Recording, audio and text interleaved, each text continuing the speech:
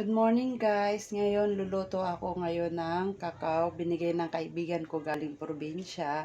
Ito 2 pirasong kakao. Gagawin ko siyang chocolate na para may kape ako. At kailangan lang natin ng 1 baso tubig. Papakuluan natin. Pag kumulo, tsaka natin tutunawin yung kakao. Hala, samahan nyo ko.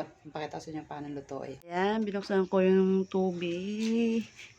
Lalagyan na natin yung 1 baso niya. Ayan. Tapos, yan. Pag kumulo yan, ilalagay natin tong 2 pirasong tutunawin natin ng kakao. Ayan guys, kumulo na yung 1 basong tubig natin. Tapos, ilalagay na natin tong kakao galing probinsya. Tutunawin lang natin yan guys, para maging chocolate. Ayan.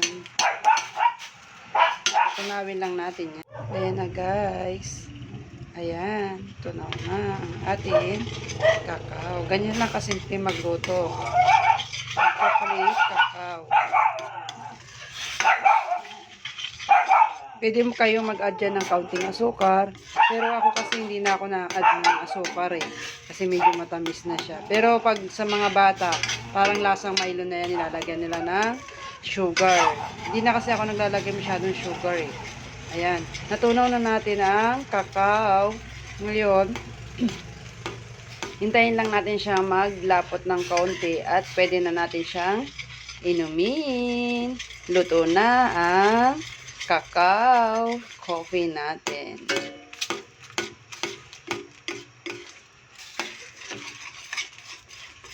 Ayan. 5 minutes. Maluluto na. Kasi meron pang natitira.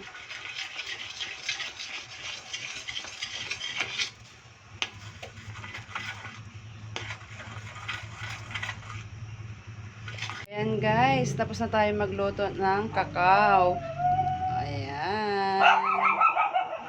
Chocolate na. Pwede na natin siyang inumin at gawing kape.